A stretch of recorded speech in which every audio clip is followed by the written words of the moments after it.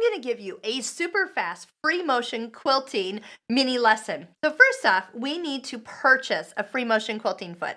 The best one is the Husqvarna Viking Spring Action Foot. Now to put this on, you do need to actually remove the entire foot and ankle from the machine. So go ahead and loosen that up and remove the screw. I like to leave this ankle attached to a foot so it's a little easier to find and I don't lose it. Next, to put the foot on, you've got two things. Number one, the post your screw is going to go in. It's going to go down into this little area. And this little arm or the spring part needs to sit above the needle screw. So where you take your needle in and out, it needs to be above that part. Okay, so slide it on. Go ahead and get the screw started. Tighten it up with your fingers, and then with a screwdriver, give it just a little bit more tighten. Now the foot is on. Next, we need these feed dogs lowered. So go ahead and push the lever over to the minus sign. Now, when you go to bring those back up and you slide it back to the part where it shows the feed dogs up, they don't come up until you actually take a stitch, and then they'll re-engage. So just go ahead and note to that. All right, next, you will find yourself working with a straight stitch, but the key is that the stitch length really does not matter because those feed dogs are down.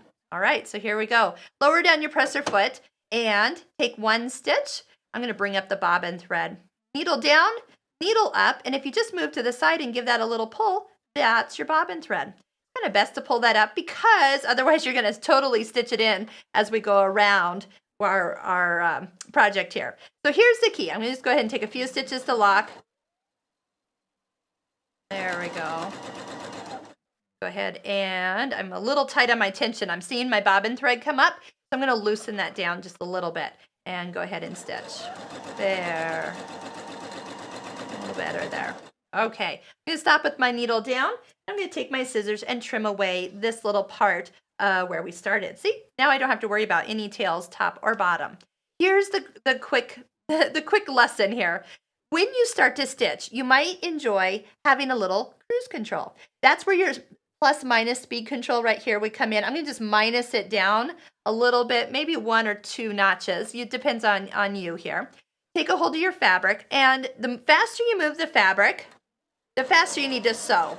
Okay, for me, this is a little too slow, so I'm going to speed it up a little bit. But the cool thing is once there we go. Once we find a part that matches my hand movement, I can start to get those stitches to be nice and even. Here's what I mean. If you are sewing fast, but not moving your fabric, you're going to get little tiny stitches. That doesn't look good.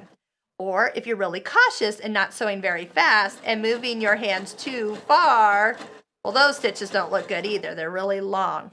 So you want to find that happy medium. That's the practice part. You really have to kind of work on getting a nice, smooth, even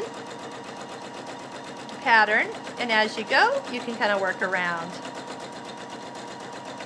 I would recommend taking a free motion quilting class from your local store. There's also a lot of classes that you can find online, like through the website craftsy.com.